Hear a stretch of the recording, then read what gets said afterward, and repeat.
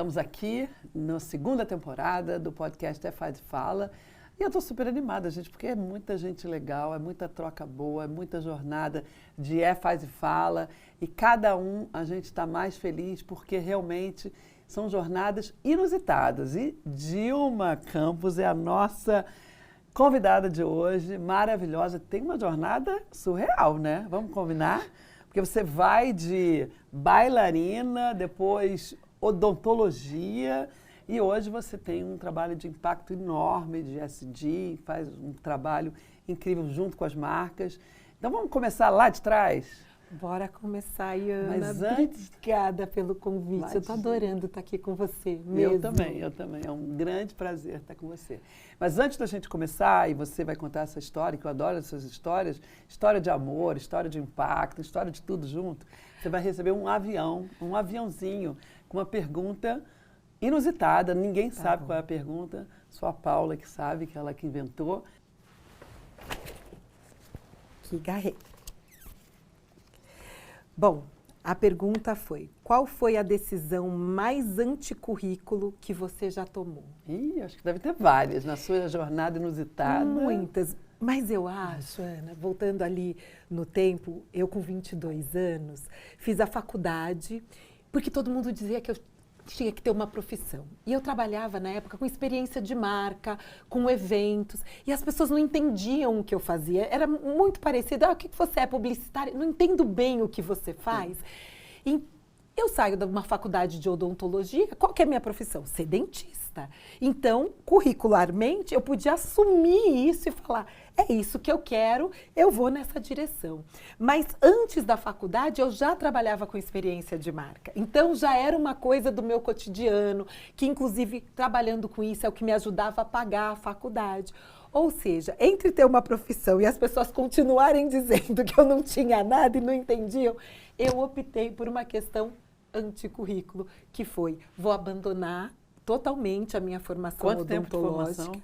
5 anos. 5 anos? Uau. 5 anos. Então foi um investimento grande. Super investimento. Vou abandonar aqui e vou, de fato, me dedicar àquilo que, para mim, tem pulsado o meu coração, que é o evento, a experiência de marca, a criatividade para a gente trazer as pessoas para outro lugar, como é que a gente constrói esse story doing, como a gente já fala hoje, né?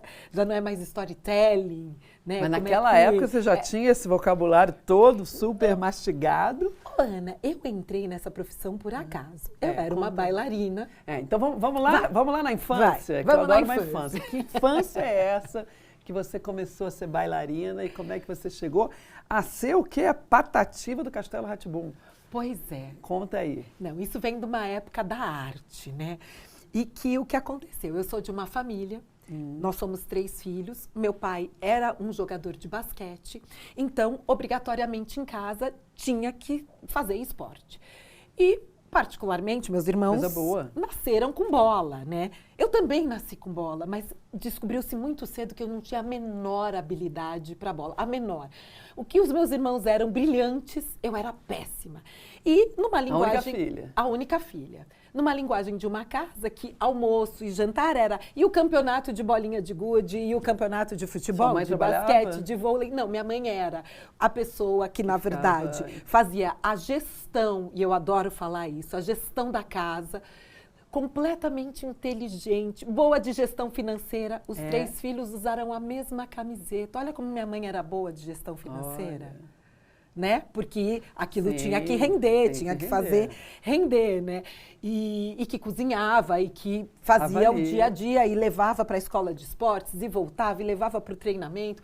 Então a gente tinha um dia que não tinha tempo de respirar. Mas descobriu-se muito cedo que eu não tinha habilidade com bola, então fomos bolsistas em colégios, né? Eu por conta dos meus irmãos. E aí a situação era aquela: chegava o meu pai com os 2 irmãos, eu atrás, eu já menor que o meu irmão. Seu pai era profissional de basquete? Foi profissional e depois, mas numa época que não se ganhava dinheiro com isso. Imagina. E depois ele começou a trabalhar com vendas, a ser representante comercial de moda feminina e foi ali se desenvolvendo. E aí chegava ali para falar: olha, a bolsa de estudos para os filhos, como é que a gente negocia isso? E aí as pessoas falam: nossa, 3 atletas. Não, a menina esquece. Não, mas o que ela vai fazer? Não, eu só preciso que ela esteja com bolsa, porque se eu não me der bolsa para ela, eu vou procurar outro colégio, entendeu? O pacote de 3. O pacote é esse. Ela não faz nada, ela faz nada com bola. Então eu já saí. Você é a menor, ali, a mais velha do meio? Eu sou a do meio. Mas o que acontece? Meus irmãos são muito mais altos que eu. Então, meu irmão menor, depois de uma certa idade, ele já era maior que eu. Né? Então, eu parecia a caçula dos 3 filhos. Então, a gente cresce num lugar com uma educação de uma família com consciência racial, entendendo o racismo estrutural. Então, vai dar certo. Se você trabalhar 10 vezes mais, estiver muito bem preparada, talvez você arrume um emprego. Então, isso era estudar. Claro, explícito dentro de casa. Explícito. Era a chinela em cima da mesa para estudar tabuada. Era a relação. Então, era um pouco aquela coisa de, nossa, tirei uma nota 9. Não sei por que você está comemorando. Você já perdeu para alguém a concorrência de uma vaga. Que curioso, hein? Então, pressão, se não for né? nota 10, não dá. Então, você cresce nessa pressão. Como tinha que fazer algum exercício, né?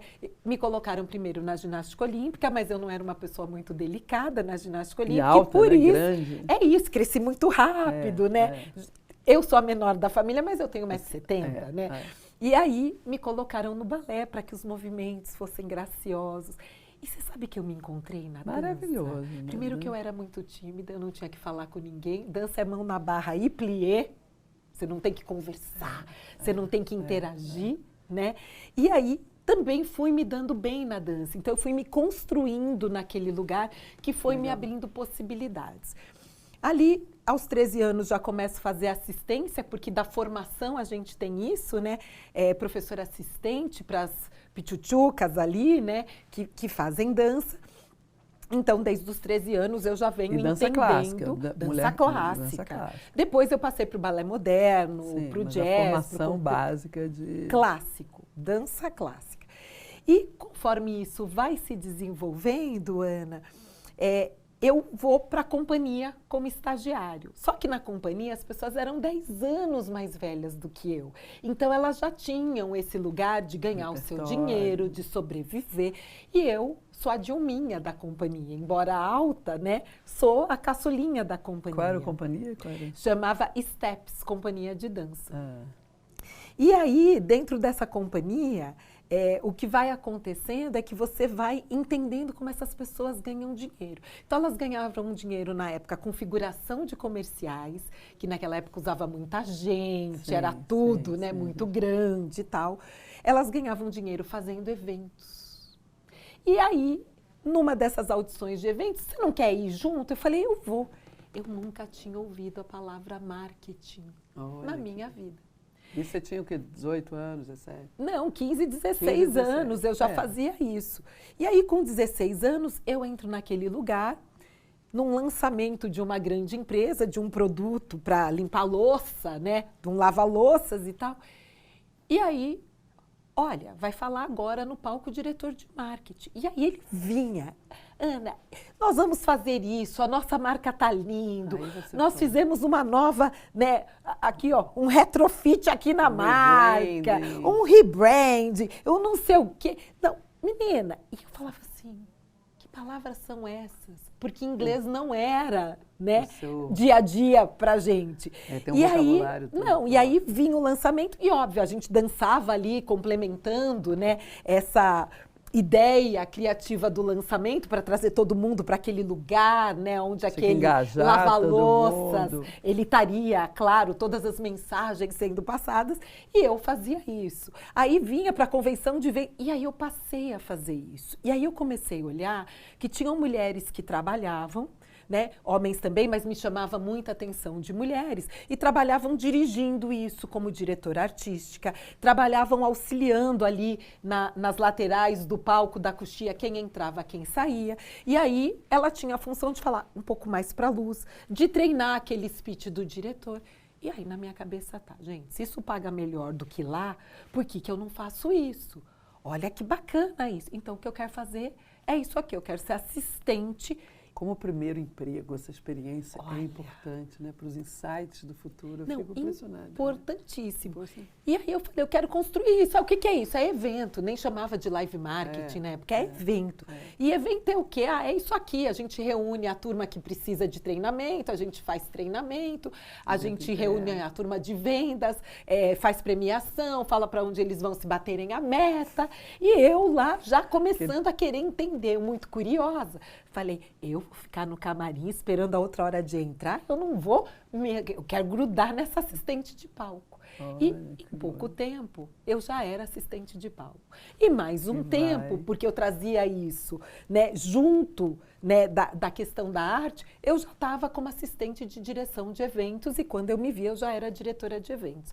Óbvio que era um trabalho freelance, Sim, né? Mas você então, com 20 e poucos anos, desenvolvendo uma liderança que depois você vai usar. É isso. E aí, o Castelo Rá-Tim-Bum vem nesse meio tempo, porque fazia uma convenção, esperava um pouquinho para pegar a segunda convenção. Olha, tem aqui a gente está chamando você e a Cissa Meirelles, para fazerem aqui dois personagens no castelo. Personagem? Porque precisa dublar e tal, meio que cantar direitinho, porque a gente, né, tá nesse lugar. Vou fazer entre um freela e outro, preciso trabalhar, bora fazer. Eu já era, inclusive, casada, né? Com 19 anos. Com 19 anos, casada me até casei. hoje. Até Bota hoje. 40 anos até nisso. hoje. E aí, foi andando isso, e a gente faz o teste e começa a gravar. Tá ótimo, semana que vem gravando. A gente meio que sem entender, porque a gente já entrou no final da história. Vamos gravar lá 12 instrumentos. Tá bom, tá? A gente vai, eu e a Cissa, a gente já era companheira. E o diretor era o Fernando Meirelles, é isso? Nessa já era o Cal Hambúrguer. O Fernando foi do primeiro Rá-Tim-Bum. Tá. Aí, com o Cal e a super gente diretor. foi... Não, super. Maravilhoso. A gente foi construindo o personagem e a gente vai construindo o personagem e tal. De repente, quando eles começam a editar, resolvem gravar mais tantos instrumentos. Então, mais 12 instrumentos, mais não sei quantos, são 30 e tantos instrumentos hoje. Virou patativa de um dia para a noite. Quando começa a vir ao ar o programa, o negócio ganha vida própria. Que loucura. E vida própria, e vai, 20 anos passando na TV. E um personagem que toda vez que eu falo, sim, eu era ela, está num lugar que remete as pessoas à infância. Então, de um amor. De um afeto, né? Infantil, é maravilhoso. Não, absolutamente assim, Incrível. querido o personagem. E o personagem foi ganhando vida. E o personagem virou meme. Então eu falo, né, que tem uma frase boa da Luísa Helena, assim, eu descobri que eu estava famosa quando o meu neto virou para mim e falou, vó, sabia que você é um meme? Eu falei, pô, então também descobri que eu sou famosa porque eu virei meme. Sim. Recentemente, um DJ remixou a música. Minha filha estava na faculdade, todo mundo falava, Helena, é a sua mãe, olha isso, remixou a música. Tá então, vivo, o negócio continua vivendo ali. E aí a minha vida foi fazendo essas aberturas. E você não pensou em ser atriz e continuar essa vida de Ana, nos palcos? Eu sempre tive convite, assim, e convite de gente muito grande, muito bacana para ir para a TV. Mas naquela época, o que me incomodava muito é que os personagens eram muito domésticos. Era empregada doméstica, não tinha o que tem hoje na TV. Sim, um caminho longo. Né? E aí, para mim, aquilo me machucava muito, porque eu lutava muito para ter uma profissão que não fosse ser uma... sem medo, sem demérito nenhum. Não, ao contrário, com consciência da Com consciência do que eu queria ir para um outro caminho. Então, para mim, esse caminho que abriu, dessa via de eventos, dessa via de experiência de marca, como chama hoje, para mim é onde eu queria estar. E aí eu falei, poxa, isso aqui é publicidade, isso aqui é comunicação social. Foi uma decisão racional de não cair naquele lugar. Racional de não querer estar depois você vem trabalhar com isso, lugar. né? Com essa questão. Né? E aí eu vou por esse lugar aí, entendendo o futuro, né? E aí, rapidamente, eu entendi, estando dentro de uma agência, né, de eventos, de live marketing, que se eu não tivesse faculdade, eu não ia crescer. Sim. Que ali eu entendi as hierarquias da onde eu poderia conseguir chegar. Você e olhou ali isso, era um sempre lugar mapeou. que eu transitava bem. Eu acho que não era um mapeamento proposital, Sim, sim. mas era um mapeamento Mental. mental ali de entender que ali eu poderia ter um futuro, assim, que poderia ser uma aposta para mim. Mas aí fazia odontologia, por que não comunicação? Como é que... É que bolsa de estudos a gente não não joga escolhe. fora, entendeu? Bolsa de estudos a gente tem que ir atrás e fazer. Não tem essa coisa de, ganhei uma bolsa, não vou fazer, se eu não podia fazer do outro lado. E aí eu falei, olha, eu faço isso, pode ser que isso até vire uma profissão para mim, né? Em algum momento achei que pudesse virar, mas a hora que eu termino isso, né, que eu termino esse curso de formação, eu falo, Não é isso. meu coração... É um canudo, mas não é uma formação, É não é uma isso. profissão que você quer. É isso. Mas fez essa etapa. Fiz essa etapa e durante muito tempo nas empresas que eu trabalhava tinha uma coisa que era assim, não, a gente entende, você é uma pessoa que quando a gente avalia é super bem avaliada, mas você não é formada, né? Então tinha sempre uma coisa para desculpa para não evoluir, para não botar para não frente. deixar ir para frente, né? E aí eu falava, tá, então eu vou fazer aqui alguma coisa diferente. Por quê? Porque o meu pai falava assim, se a gente competir igual, a gente sempre vai perder. É uma pessoa de branding, né? Entendeu? É quase a gente seu pai é um branded pai. É isso. Um pai de branding. Seja diferente. A gente vai perder. Então a gente tem que coisa. competir em coisas diferentes. Então, se saber o vocês nosso forem fazer diferencial. qualquer coisa, seja diferente. E daí eu lembro que na época eu optei por fazer uma pós-graduação quando nem se usava PMO na comunicação, que foi gerenciamento de projetos. E aí a minha turma era uma turma que não tinha ninguém de comunicação, só tinham engenheiros e pessoas de TI, e nós éramos basicamente 10 mulheres de 100 alunos. E aí as pessoas falavam assim, mas você faz eventos, experiência de marca, porque evento é projeto. Eu entendi isso, total. Que evento era projeto. E se eu puder usar técnicas de gerenciamento de projeto para evento, isso aqui vai ser incrível. Incrível. E essa foi justamente o meu trabalho de conclusão ali, aonde eu fecho... Isso já foi um mestrado? Não, foi um MBA. Foi um MBA. Foi um MBA que eu fiz de formação. Depois vim fazer MBA em Tendências e Estudos Futuros, em Foresight, né? Para complementar. Aí achei que tinha que fazer Berlin School, liderança. Você nunca parou de estudar? Criativa. Não, até hoje. Eu sou também, assim, eu sou muito curiosa.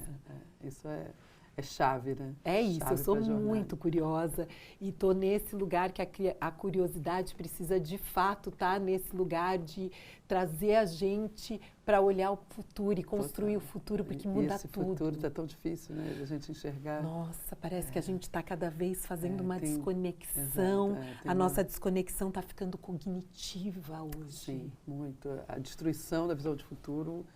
Dizem que é um projeto do capitalismo. Não sou dessa teoria. Eu acho que a gente precisa alimentar, né, esse futuro de sonhos. Seu branding gera valor de verdade para o negócio? O Valômetro ajuda empresas a medir, provar e potencializar o valor da marca com método, dados e visão estratégica. Com soluções como Branding Value Score. Descubra o poder do seu branding. Brand Tracking. Acompanhe a evolução da sua marca. Avaliação de performance de campanhas, produtos e ações. Análises quantitativas e qualitativas para decisões estratégicas. Branding que sai do discurso e vira resultado. Acesse valometry.com.br.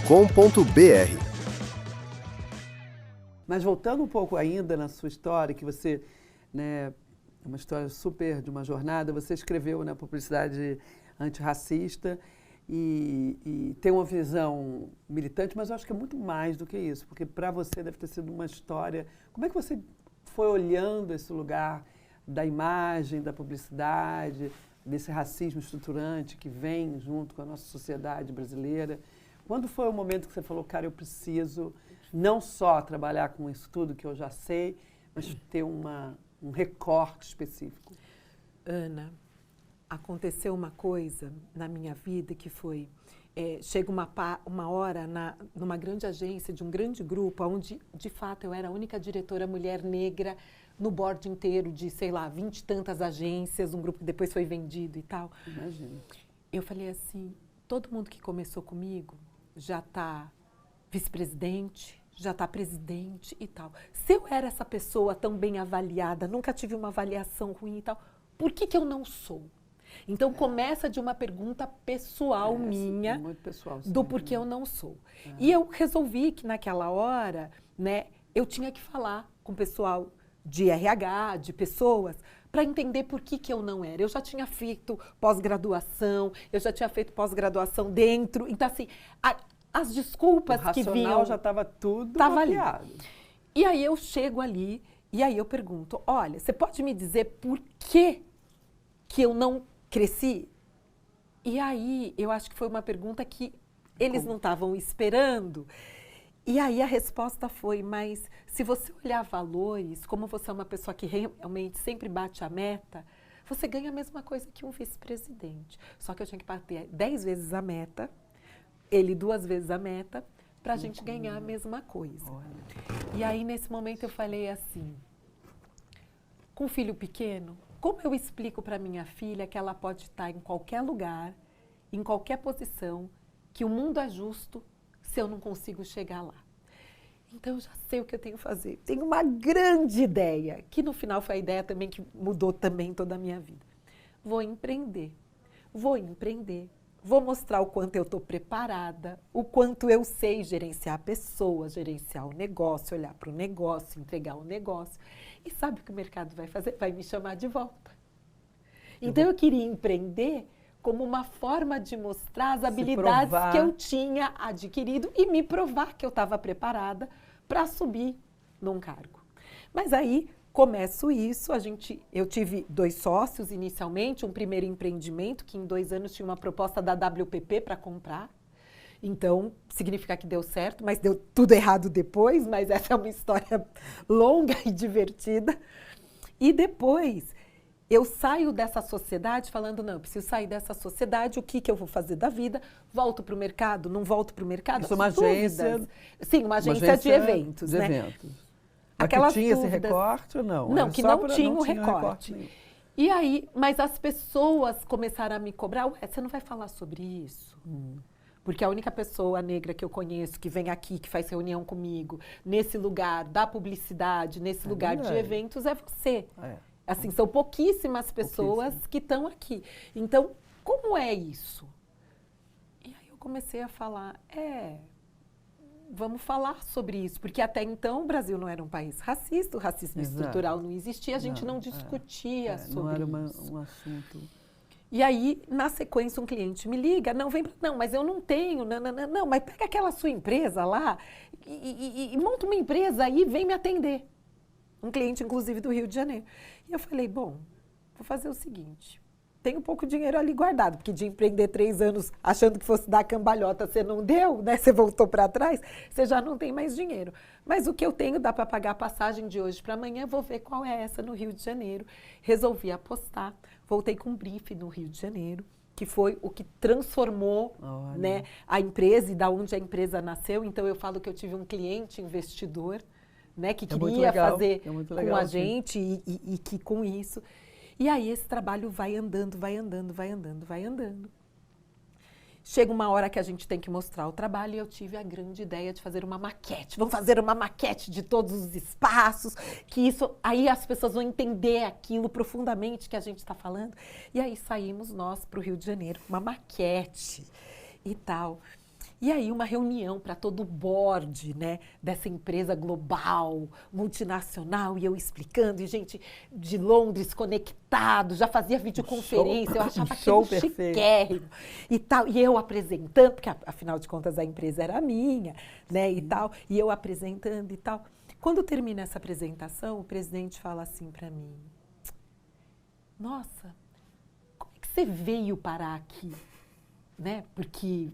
O que ele estava perguntando é, você é uma mulher negra, aqui nessa sala, a única mulher negra de 30 pessoas aqui, como é que você veio parar aqui? E eu, desatenta, respondi, peguei o avião, desci no Santos Dumont, peguei um táxi e vim para cá. E ele começou a rir. E eu, naquela hora, falei, gente, por que esse homem está indo? Ele perguntou, como é que eu cheguei até aqui? Eu estou explicando como é que eu cheguei até aqui. E aí ele falou assim, não, eu estou explicando e perguntando da sua jornada. Ai, que lindo. Eu fui Tô até arrepiada. CEO, eu sou CEO aqui, eu já fui CEO em outra empresa, eu fui CEO não sei em que lugar do mundo, hoje ele é CEO, né, de uma outra empresa aqui do Brasil. E aí, nessa hora, eu falei, eu não sei como eu cheguei até aqui. Que coisa, Porque não né? foi uma coisa desenhada, foi uma coisa que eu fui tentando Muito resolver intuitivo. a coisa para eu poder evoluir, e nesse resolver uma ou outra coisa, a coisa foi abrindo uma porta de oportunidade, uma porta de Você foi pegando os oportunidade. cavalos também que passaram, né? E hoje estou aqui. E aí eu falei, eu preciso entender. Eu preciso começar o meu letramento da onde eu vim. Eu preciso entender essa discussão que vem a seguir, Eu não estou nem entendendo que eu não estou a entendendo. jornada. E aí, nessa hora, eu entendi que eu precisava entender sobre isso, que eu precisava começar a falar sobre as questões raciais, né? E no meu caso, na intersecção de raça e mulher, porque nessa hora a questão da igualdade, né, de gênero também estava sendo Também, discutida. Também. E aí eu falei, pera, o que eu faço do meu dia a dia que eu posso colocar? Poxa, eu tenho uma agência. Se eu conseguir colocar um casting diverso, olha que bacana é isso, mas talvez eu não consiga colocar como não consegui no primeiro cliente. Sim. Mas eu podia oferecer. Isso significava muito na construção do futuro. Então, eu começo inicialmente oferecendo. Isso que década, quando você está falando que ano? 2013, 2014. Ah, 14, bem recente, bem recente. E aí, com isso, né, você vai entendendo, olhando, entendendo. E aí, bom, mas se eu falo dessa parte do social, eu também posso falar da parte do ambiental. O que é essa história aqui de governança, dessa sigla ESG? Não, deixa eu pensar aqui. E aí comecei a estudar aquilo e entendi que existia um espaço para que a gente fosse mais sustentável dentro dos eventos, para que a gente não produzisse tanto lixo, tanta lona, tanta coisa. Então, assim, o que era isso, assim? Ninguém falava sobre isso em 2013, 2014, mas aí eu começo a falar sobre isso para fazer uma coisa diferente. Tá lembrando de onde vem isso, Ana? Sim, que legal. E aí eu começo a falar sobre isso, a entender mais, a estudar mais e a falar e a olhar. E aí isso eu começo fala para você também, né? Muito. E aí eu começo a falar assim, tá tudo errado. Porque todo mundo falava, agora nós estamos fazendo diversidade e inclusão. E eu falava assim, como que eu digo que eu não concordo? Como que eu digo que eu não concordo? E aí, assim, todo texto que eu escrevia tinha alguém que falava, não concordo, porque eu sei muito mais que você e tal. E eu falava, não, tudo bem, do seu ponto de vista, eu aceito, só aceito o meu, ali no LinkedIn, no Instagram. Então, assim, meus primeiros Você passos. começou a botar para fora. Colocando para fora. Não, eu tomava muita porrada, porque agora que estão olhando para o movimento. Mas não é que eu não concordava com a questão racial. Eu não concordava que isso não tivesse intrínseco à governança e ao negócio.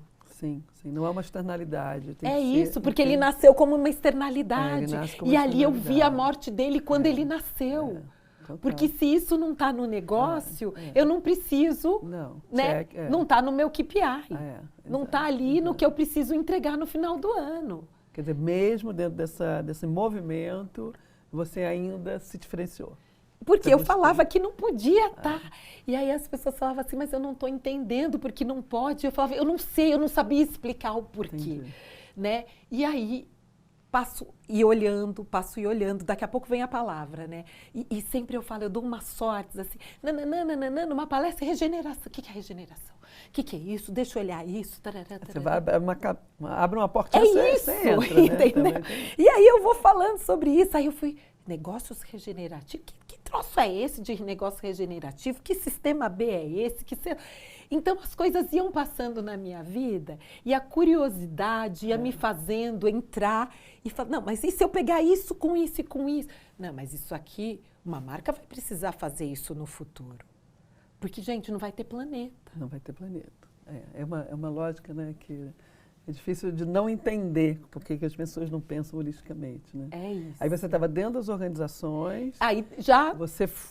E aí essa empresa que você É a nossa praia que você trabalha? É a nossa praia. Ah, essa é a nossa praia. Essa é a nossa praia, que ela nasce assim, com esse cliente do Rio de Janeiro. Assim. E aí eu venho, e aí que é a eu empresa venho, que hoje você mas assim, essa coisa de empreender, de ser CEO, eu não sabia nada disso, Ana, nada disso. Eu não estava minimamente preparada. Que ignorância, que o americano fala, is a blessing, né? Você não é sabe uma os problemas. É uma bênção. Entendeu? Você... Porque aí chega em 2016, Ana, o que eu sabia fazer? Eu sabia pegar o briefing, eu sabia fazer criativamente, eu sabia trazer alguns itens de sustentabilidade, que apontava que essas pessoas ficavam bem na fita, e tal. Ó, aqui tem um negócio. Então, fechei com você o contrato, eu trabalhava, entregava aquilo e tá bem. Quando cheguei em 2016, a Ana Fontes, da Rede Mulher Empreendedora, maravilhosa, ali em início de 2016, fala assim para mim: olha, tem um projeto muito legal da Ernst Young, ainda era Ernst Young, hoje já é UI, né? Chique.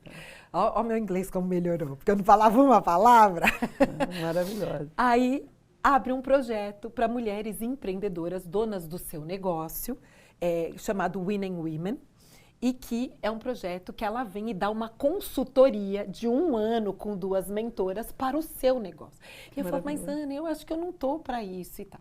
Nisso eu encontro também a Silvana Torres, dona da Markup, que também era uma empresa, né, do meu segmento de live.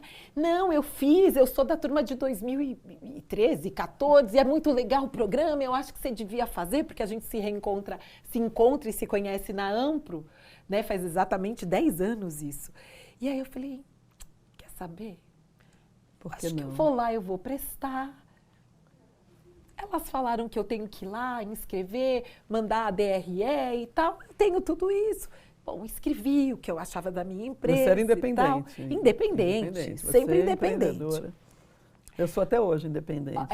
Em 2022 que eu não passei a ser independente, mas independente. E aí falaram, olha, você vem aqui que a gente agora vai fazer, você passou as fases, você vai fazer a fase oral, né? Vai defender a sua empresa. E liguei, Ana, o que eu tenho que falar? O que pega Ana bem, era Silvana? uma das pessoas da banca, não era. Não, era da banca, tá. Mas daí eu entro, né? E óbvio que você vai entendendo o empreendedorismo, as mulheres que estão empreendendo, as mulheres que são referência. E quando eu entro, quem está sentada lá, Ana Couto? Luísa Helena Trajano, Tieco Aoki, Sônia Reis, só mulheres. Bel Carvalho Pinto. Olha. Eu falei, o que eu estou fazendo aqui? Eu vou sair. Não, vou lá, fala do seu negócio, fala. E aí eu falei, comecei a falar do meu negócio, sempre fui apaixonada pelo que eu faço e tal. Passei. E aí eu descobri que eu não tinha um lugar onde eu ganhava o meu dinheiro mensal. Eu tinha um negócio que precisava ser estruturado como negócio. Claro. E aí vem lição de cash flow, fluxo de caixa, como é que separa, como é que vai. Então, a minha parte de gestão... Aí você vira uma CEO, é isso? Pois é. Que tem esse momento, né? Aí, que você se assume. eu comecei a achar que eu estava preparada, porque eu dava o meu cartão e eu falava assim, aqui ninguém tem cargo no cartão. Por que não tinha? Porque eu tinha vergonha de falar que eu era presidente. Então eu falava, eles vão olhar para uma mulher preta, é a presidente. Como é que vai ficar isso? Olha, o medo de se posicionar. E aí, com isso, tive 2 mentoras, a Bel e a Tieco, acabaram sendo minhas mentoras durante o ano e eu fui adotando todo mundo. Mentoria é muito importante. Que é muito importante. E o programa é incrível, incrível. E eu saio de lá uma CEO desse programa. Depois de 1 ano, tomei muita porrada. Nossa, mas como me bateram? Bateram. Mas eu ali na minha resiliência, falo, não, eu vou terminar, eu vou pra frente. E termino o programa e falei, só que é um negócio. Então, como é que a gente estrutura? Como é que... E eles já vieram estruturando, perfeito. É isso, fluxo de caixa toda semana, vamos aqui, vamos lá. Organograma, CEO. É isso. E aí eu assumo como CEO da nossa praia. E foi muito legal, porque eu vi esse movimento acontecer e outras pessoas negras que foram abrindo o seu negócio depois de mim, já se assumindo como CEO do seu negócio, né? Então começa esse lugar. E aí a nossa praia foi se construindo, chega em 2022, eu fui convidada para ser jurada em Cannes, um lugar que eu achei que eu nunca fosse pisar, nem passar o dedinho, né?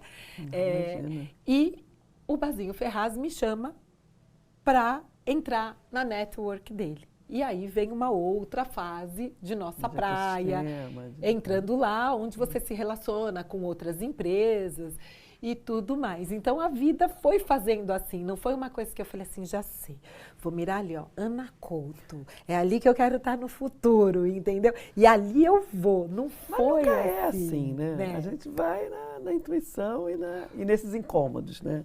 Acho que tem muito do seu pai dentro de você o tempo todo ali, né? Nos incômodos para chegar lá onde você chegou. Então, acho que os incômodos são muito bons. Como é que você está vendo? E a gente trabalha um pouco paralelo, né? Eu acho que eu tenho uma jornada parecida de mulher, CEO, entrando num negócio que ninguém falava muito no Brasil, né? Branding, o que é isso? Que história é essa?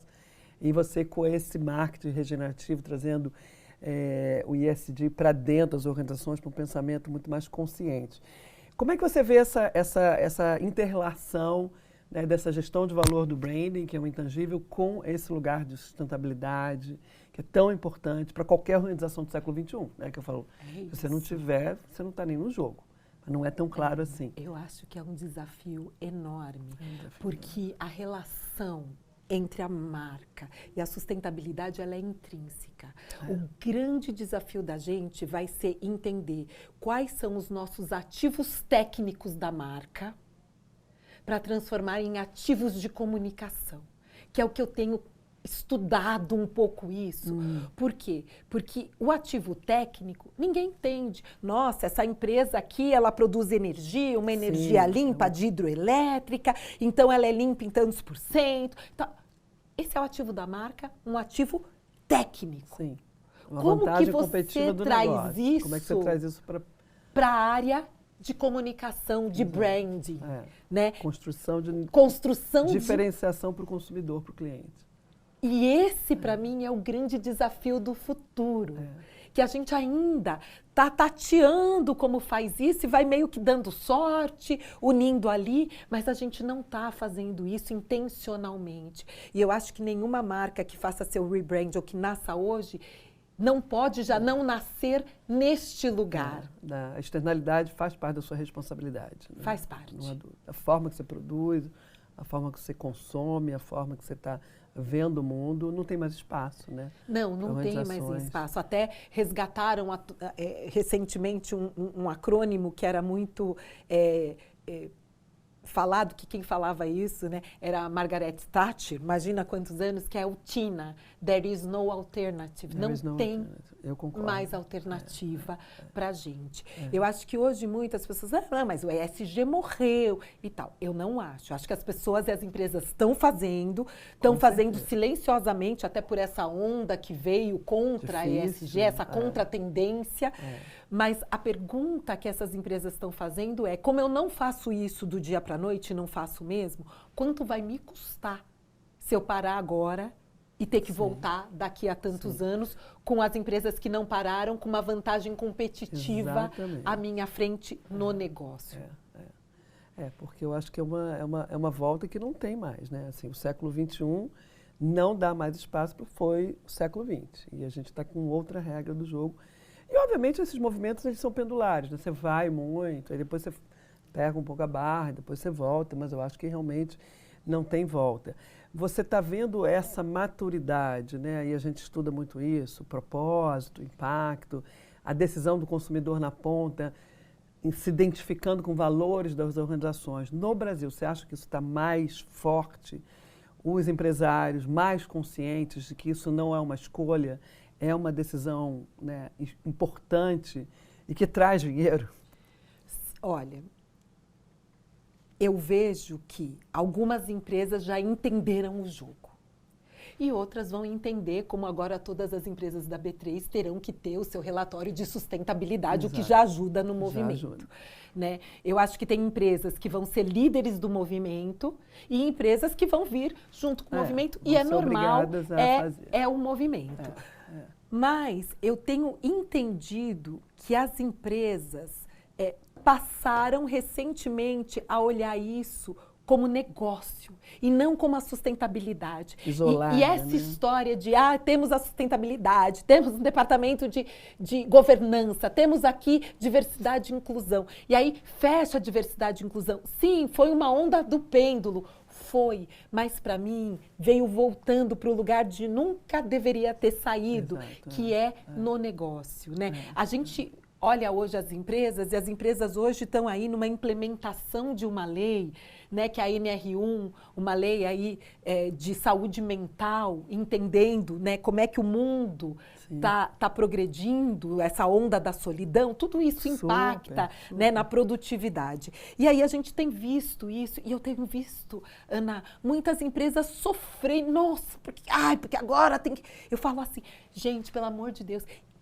dos próximos 10 anos, essa vai ser a janela mais importante de oportunidade para o seu negócio. Exato. Porque está provado isso. Total. Vários papers mostram isso. Que valor quando as pessoas, não é isso, têm segurança psicológica, ela se coloca mais. Quando ela se coloca mais, ela pergunta melhor. Quando ela pergunta melhor, a gente consegue trabalhar numa visão muito mais colaborativa ampla e colaborativa. Inovadora. A inovação acontece. E é de dentro do negócio. E para fora, porque os consumidores também valorizam isso, né? Sim, aí você pega assim, geração Z, geração alfa. Quando você olha para isso, esse consumidor tá sim, ele para pegar a embalagem e para ler a embalagem. Então, quanto mais rápido a gente conseguir traduzir os ativos técnicos em ativos de comunicação, de marca, de brand, né?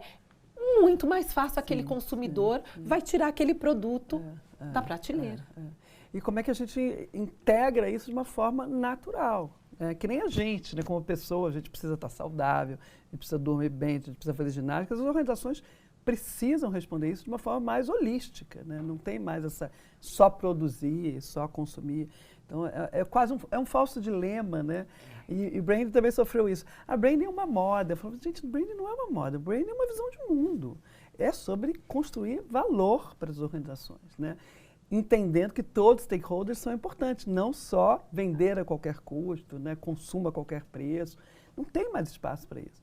Então, acho que tem esse lugar também, que tem uma narrativa que colocam a gente de algum lugar numa caixinha, a gente fala, né? não, e a gente vai. Eu tenho certeza que o século XXI, acho que não tem mais volta, apesar de ser movimentos que vão e voltam, isso é normal, né? Não, e que a gente normal, que está neste lugar de branding, né, de marketing regenerativo, que é o que eu olho muito e acredito, experiências de marcas sustentáveis, eventos sustentáveis.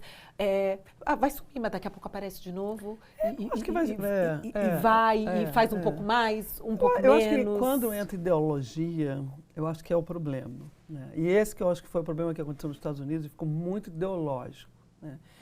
Ele deixa de ser um valor para ser uma polarização de discussão de esquerda e de direita. Isso não é sobre esquerda e direita. Isso é uma visão de mundo, né? Então, aí que eu acho que a gente começa a perder o jogo e aí, enfim, aí o mundo vai ficando polarizado, mas não é o jogo que a gente joga da polarização, da ideologia, né? A gente joga um outro jogo. Me fala um pouco o que você falou, né? Você cunhou um certo termo, Return of the Future, on the Future, e eu tenho uma discussão sobre brasilidade e futuro que elas não combinam, né? Porque o Brasil é aquele país do futuro que nunca chega lá. Nossa. E eu não gosto da palavra futuro, eu gosto da palavra de hoje, porque eu acho que a presença faz importante. Mas, obviamente, eu estou falando isso de uma forma mais retórica, e você está trazendo pegou o Canvas, que é um frame, né? E revisou ele. E uma coisa que a gente trabalha muito é o framework. Me conta como é que foi esse processo? Bom, esse processo não foi um processo sozinha, foi um processo que a gente reuniu um grupo inteiro, o ESG pra Já. Muitas pessoas de comunicação, jornalistas. Isso foi muito legal. Né? Porque a gente poderia falar assim, não, só pessoas de marca e tal. E aí a gente começa a discutir num exercício que todos os templates que a gente tem, os frameworks que a gente tem, nenhum tinha essa visão ESG para o futuro. Incrível, né? Nenhum. Aí você pergunta assim, qual o framework mais usado para a criação de novos negócios? O Canvas. Usado no mundo inteiro. Como que o Canvas é um frame super, explica um pouco para quem não conhece. O Canvas é um frame super conhecido, né? O Osterwalder, que acabou compilando a pesquisa, né, que ele fez com várias pessoas, de como as pessoas criavam novos produtos ou novos negócios. E ele dividiu isso em 9 blocos. 9 blocos muito claros, que se você for passo a passo dos blocos, você consegue chegar ali super num resultado, né? super importante. Para qualquer empreendedor que vai começar Imagina, você vai no Sebrae, a aula é sobre Canvas. Tem que ter. E aí a gente falou, gente, nós estamos aqui, na época, em 2020, que a gente fez 23, como que é que a gente não tem um framework que dá pra gente esse olhar de sustentabilidade nascendo junto com o negócio? E aí a gente resolveu pegar esse desafio e foi estudando cada um dos 9 blocos e foi modificando cada um dos 9 blocos. O Canvas é global, né? O Canvas é global. Você está nessa pegada global? Adoro o global do Brasil, porque eu acho que a gente precisa ocupar. A gente já mostrou esse trabalho no Festival de Cannes, no Cannes Lions Festival. Então, a gente partiu do lugar que a gente é nativo, que é a comunicação, para falar como é que você coloca isso dentro da sua equação criativa para criar ali novas campanhas já com esse olhar, novos produtos com esse olhar. Então, a gente usou o Business Model Regeneration, que vai mensurando essas coisas e que ele já começa assim, você fala assim, qual é a proposta de valor do Canvas original? Dando um exemplo muito simples, qual é o propósito de valor daquele novo negócio? Daquele novo produto, por que você daquela nova isso, marca. Né? Qual é o impacto que ela vai ter? Aí, qual é o segmento do cliente? A gente já sabe que não tem mais cliente direto, já não existe funil de vendas, né? Assim, tudo isso já caiu por terra. Então, assim, quais são os stakeholders? São outras perguntas. Então, a gente foi mudando isso, né? Não, mas e o ROI aqui, né? Na parte de custos, na parte... o ROI, retorno sobre o investimento. O retorno sobre o investimento, né? E aí a gente fala, não, mas não é só sobre retorno sobre o investimento. E o retorno sobre o futuro, o ROF? Existe um retorno sobre o futuro na construção da marca, na colaboração da marca. E aí você fala, nossa, e aí esse resultado a gente fez essa palestra em Cannes, né, mostrando sobre isso, e depois no Rio Innovation Week a gente teve a chance de conversar com o próprio Osterwalder e mostrar a mudança que a gente fez no framework. Como é que foi a reação dele? Ele falou, não, sim, é muito incrível e tal, mas também não mudou nada no dele, tá? Na conversa com você. Mas adorou, tá dado, né? A gente falou sobre retorno de futuro. O caminho tá aí, daqui a pouco eu acho que chega. Exato, né? Eu acho que chega. Tem um tempo de maturidade, né? Foi nesse lugar aí, e essa coisa do estudo vai me levando sempre isso, assim. Hoje eu quero trabalhar inclusive um framework que ajuda a gente a transformar o ativo técnico em ativo criativo. Ativo intangível, né? Exatamente. Como é que a gente faz isso e consegue jogar isso para a marca? Assim, hoje eu tenho estudado isso. Assim. Mas o que você faz o dia inteiro? Eu faço experiência de marca, eu faço evento, eu estou nesse lugar, das empresas entenderem a sustentabilidade a partir do lugar de dentro. Do porquê que você faz, né? Não é só o fazer. Isso. Mas eu também gosto de estudar outras coisas, que é nesse lugar de... Será que a gente consegue ajudar todo mundo a pular deste lugar da ponte, né? Do rio para o outro lugar do rio? Como é que a gente facilita? O Brasil é um país de empreendedores, o Brasil tem muita riqueza de ESG intrínseco, né, nas nossas potências. Como é que você vê isso dentro do Brasil? Quais são as nossas grandes potências? Isso para o mundo. Você foi para lá, para Cannes, você está num aspecto de uma organização que tem um impacto global.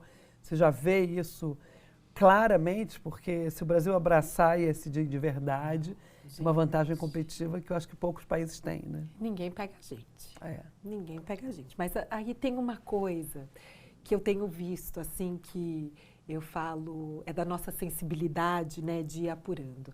A gente vem na Brazilian Ness, né, que é essa coisa que o mundo está falando do Brasil, né.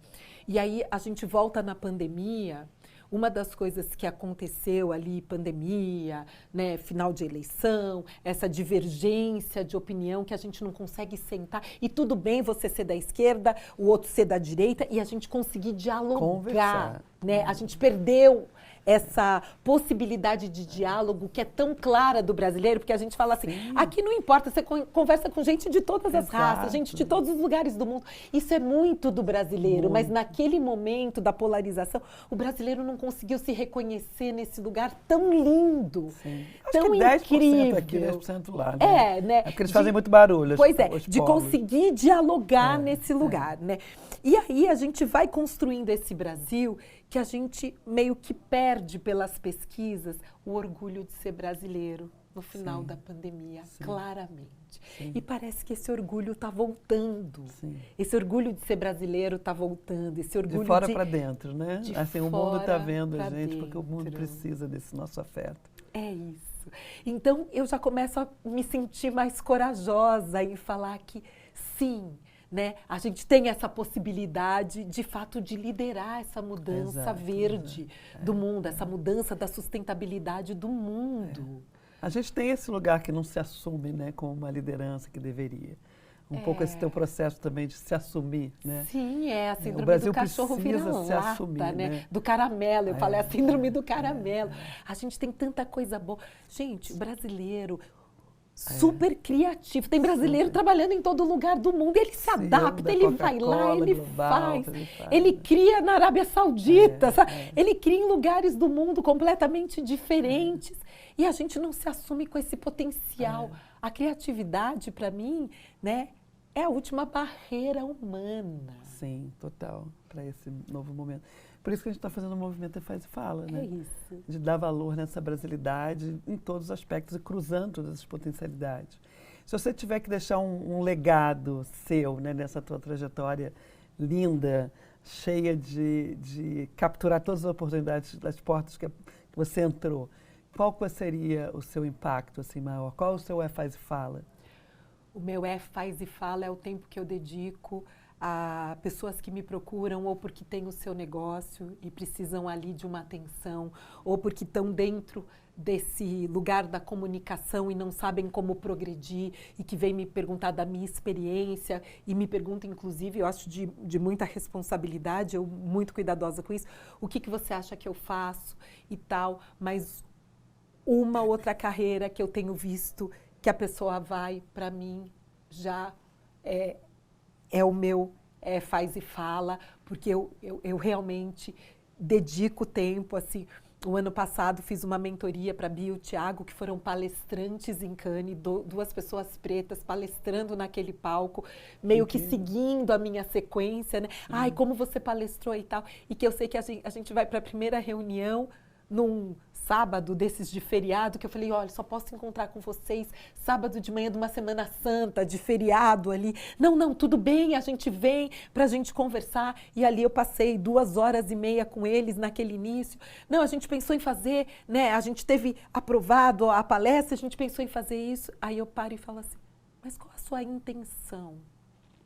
Você quer chegar lá e o que você quer de resultado? Porque a gente ainda não está nesse lugar. Né? Qual a sua intenção? E aí aquilo, mudar todo o processo deles para fazer uma palestra chamada Gambiarra, linda, onde eles saíram de Cannes e apresentaram mais 18 vezes no Brasil. Fizeram a pergunta certa para dentro, né? E aí, não, a gente está indo por aqui. Não, vai por aqui, eu acho um bom caminho. Não, o que vocês acham? Mas sempre com muito cuidado, assim, nessa colaboração, novelo, né? Com uma escuta muito ali, ativa, né, própria para aquele momento onde você vai. Aí é muito engraçado, porque aí o que pinga no meu celular hoje é eu vou me inscrever para uma palestra em Cannes. Eu já acho maravilhoso, porque eu sei de onde essas pessoas vêm, que foi do mesmo lugar que eu vim. E para chegar para mim e pingar para mim que ele vai inscrever em Cannes, precisa muita coragem. Muita coragem. E aí agora eu tô com uma outra dupla que está quase se classificando, né? Já passou algumas etapas, mas estou torcendo aqui que eu estou mentorando também para irem para esse palco de Cannes, levar um pouco do Brasil e levar essa visão do Brasil em relação à comunicação, que é muito rica. Exato, muito. Te incomoda cair na caixinha de uma mulher preta, empreendedora, ou não? Na verdade, me incomodaria se fosse uma mulher preta, empreendedora, que só sabe falar de diversidade e inclusão.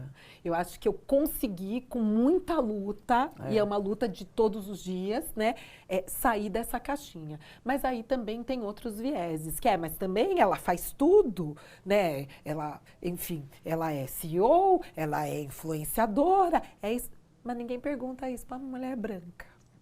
Ou para um homem, né? Ou para um homem. Acho que a mulher até pergunta, mas para um homem... Para um homem branco ninguém pergunta, né? Se ele faz tudo, ele é brilhante, né? Você não tem aquela pergunta, você é mãe, né? É isso. Você é empresária, você é mãe. Mas você também cuida dos filhos? Aí você também cuida... Não, e quando você fala que você... E quando você fala assim, não, cheguei em casa, eu fiz o jantar. Você cozinha? Não, mas você cozinha bem? Tem sempre um provar, né? Então é isso, assim. Mas eu acho que a gente está aqui justamente para tentar construir isso, o hoje, né? O que a gente deixar no hoje, a gente sabe que fica para o amanhã. E já está fazendo bastante. Tem alguma inspiração que você queira compartilhar com a gente? Um livro, um podcast, pessoas que te inspiram? Ai, gente, eu estou muito apaixonada pelo Michel Alcoforado com Coisa de Rico. Coisa de Rico é muito bom, né? Porque as pessoas falam, não, mas é coisa de rico. Não, aquilo é sobre a sociedade brasileira. Total. E é uma forma que ele traz, que a gente precisa ter, de fato, um olhar para a nossa sociedade brasileira, porque tem muita coisa que a gente precisa mudar. As diferenças estão caminhando cada vez mais para o distanciamento, né, do mais pobre, do mais rico. E nesse lugar não vai ser bom nem para o mais pobre e nem para o mais rico. Nunca vai ser bom. Então a gente precisa entender esses pontos e eu acho que ali tem um olhar assim, que as pessoas, não, mas aquilo, porque fala isso.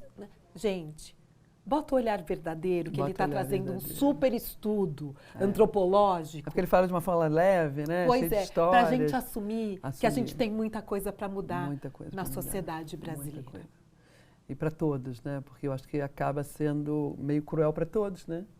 Não é só nem para o rico, nem para é para todo mundo vir um lugar de novo, nunca alcançar, né? Porque o Michel falou isso. O rico, que é muito rico, ele não é rico o suficiente, ele tem que estar sempre. E a gente vive num país que está sempre jogando para frente, né? O tempo inteiro. O tempo todo. Então, e que não se assume, né? Se assume. Porque quando a gente fala, não, o Brasil é um país de racismo estrutural. Não, eu nunca fiz, porque eu tenho uma amiga... Não, porque você sabe, eu trato a moça que trabalha lá em casa... Não, gente, isso é o racismo estrutural. É o racismo. Você está exatamente me detalhando o que é o racismo estrutural. E é muito presente ainda. Eu morei muitos anos nos Estados Unidos, quando eu voltei, eu falei, gente do céu, o Brasil não se assumir racista realmente é uma loucura. Mas eu acho que a gente caminha, né? A gente caminha. A gente está caminhando. Acho que a gente está num movimento aí grande de valorização. E você falou duas palavras que a gente trabalha muito no branding, consciência e intenção. Não faça nada sem consciência e intenção, porque isso, né, não dá mais para fazer. Então, acho que a gente, nesse mundo que a gente está vivendo, a gente precisa ter muita consciência e intenção. Tem algum recado que você queira mandar? Não, eu acho que o recado é que o branding é o construtor. Ele é um construtor. Isso é reflexão de valores. Adoro, né? Isso. Assim, vamos falar construtor de valores, né? Mas ele constrói. E isso é muito bacana. É importante. E o ESG também, né? Ele está dentro sustentabilidade de qualquer modelo. Ali, né? Tá dentro. É um motor que não tem mais escolhas. Não tem mais alternativa. Não tem volta. E vamos nessa. Vamos nessa. Super obrigado pela sua presença. Foi maravilhoso sempre. Que demais. Muito bom. Eu sou Ana Couto, estou aqui para te fazer um convite, abrindo os bastidores do Faz e Fala no nosso podcast. A sua marca que acredita em brasilidade como força de valor e impacto, o seu lugar aqui com a gente. O Faz e Fala é mais que um podcast, é mais que um festival, é um movimento que conecta brasilidade com marcas, cultura, negócio e inovação. Quer conhecer mais essa jornada ou quer fazer parte apoiando esse movimento? Vem ser parceiro ou patrocinador. Fale com a gente, escaneie esse QR Code e entre em contato. Vem ser e vem fazer o Faz e Fala. Juntos estamos mais fortes.